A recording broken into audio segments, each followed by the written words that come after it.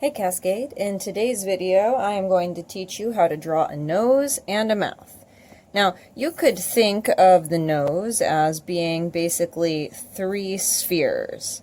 Two smaller spheres for the nostrils and a larger one for the tip of the nose.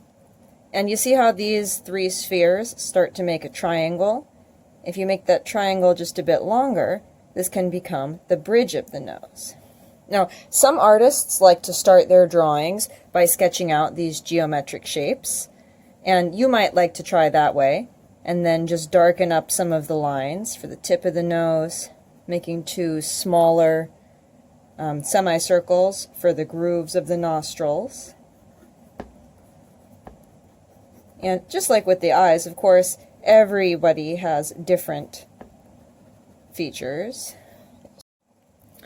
Now coming down from the nose, in between the two nostrils, there's a cleft or groove on many or most faces. That's called the philtrum. Below that is where the Cupid's bow of the upper lip will fit.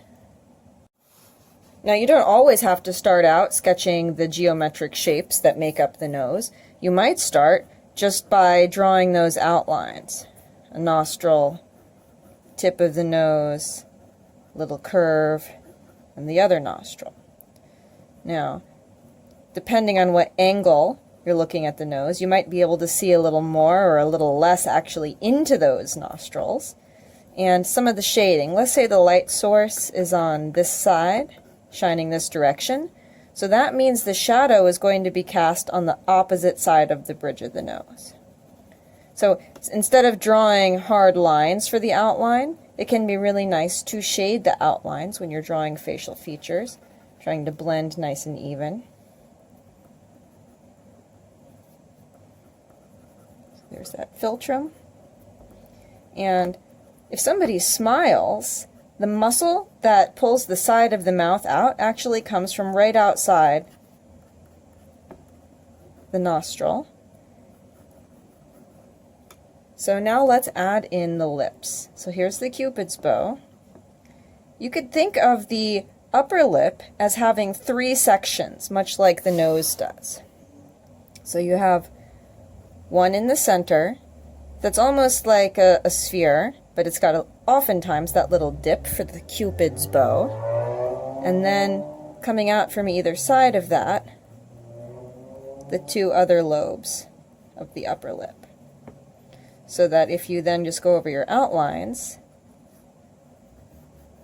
Now I don't like to darken the outline around the lip too much. You can if you want to make it look like a person is wearing lip liner. But sometimes it is nice to just sketch in some vertical lines that become the texture of the skin on the lips, as well as a little bit of shading. Now the lower lip, I'm going to think of that as having two major lobes, one on the left and one on the right. So I'm sketching in almost sideways teardrop shapes there. And then going over that outline, there's usually just a bit of a shadow under the lip, and then there's almost always a bit of a shadow at the corners. The famous painting, the Mona Lisa, is well known for her mysterious smile, and part of what makes her expression so mysterious is the blurred shadows at the corners of the lips. You can really show a lot in a person's expression by whether the outer corners of the lip angle up slightly for a smile or angle down slightly for a frown. Now, as I was showing you on this other face I'm drawing here, that the muscle that connects the mouth towards a smile goes right up to the top of the nostril. So if a person is smiling, you might often see those lines form in the corners.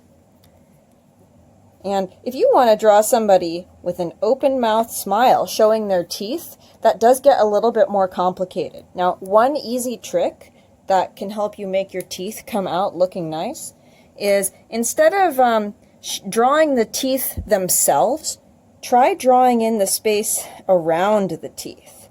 Just sketching in the shadow and leaving the teeth behind, as a bit of a negative space. And you can look in the mirror to see what your teeth look like. I'm sketch in just a tiny bit of the gums up here.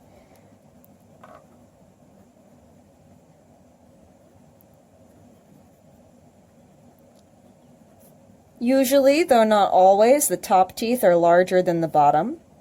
And usually when somebody smiles, they show more of their top teeth than their bottom teeth, unless it is a huge open mouth laughing grin.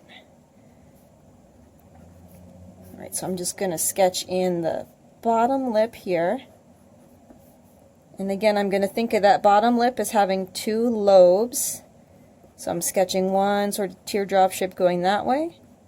Overlap it, this one going over here, and always coming to a really tapering off really fine where the two lips meet. Now I'm not going to leave a gap here, I'm just going to make a gentle curve.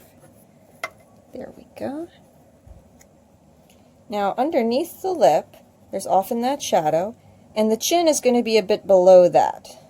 And if someone has a cleft chin, that cleft might be right down here. So now I'm going to connect this side of the smile up to the nose and add in a bit more shading.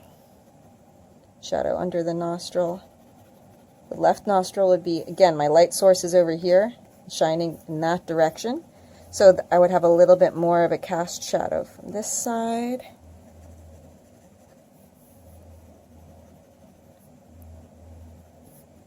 And I'm going to shade in the upper lip. I'm going to shade below the lower lip because the light would be shining on the lower lip.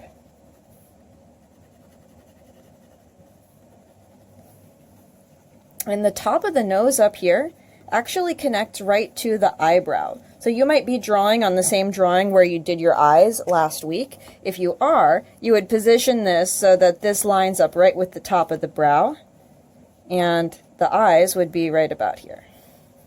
And I'm going to show you in the next video some techniques for spacing the proportions on the face. Now, some people have a more pronounced philtrum. On other people's faces, it's more flat. You can show the relative depth of that cleft by how deep the shadow is, too. The deeper the shadow, the more pronounced or sticking out that part of the body might be. A little bit here. And because the upper lip would cast a shadow on the mouth, I'm going to go ahead and shade in the top of the teeth here just a little bit, but I also want to make it look like those teeth are white, so I don't want to shade them in too much. And I'm going to show you one more time here. I'm going to sketch the nose the same way, thinking two spheres with one sphere in the center for that nose, with the bridge of the nose going up towards the brow, the philtrum coming down between the nostrils. And in this mouth I'm going to do more of a pouting face, and in that the upper lip, instead of going out towards the side, is going to droop down on this pouting face. I'm going to still put in that little dimple in the middle, but make that lip come down so that the bottom lip is sort of bunched up in between. And it can be really fun to doodle people's faces if you look in the mirror or get a family member to pose for you, and get them to make different facial expressions and try out techniques for drawing that. Alright, so give it a try. In your drawing, you can choose what kind of an expression you want the mouth to show, and you can choose what sort of a nose you're going to draw.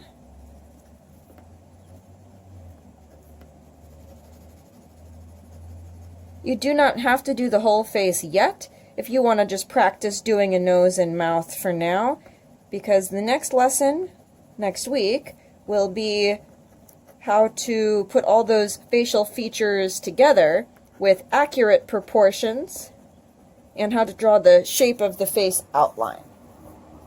So there you go. I hope you enjoyed this video, and I am looking forward to seeing the noses and the mouths that you guys will sketch this week.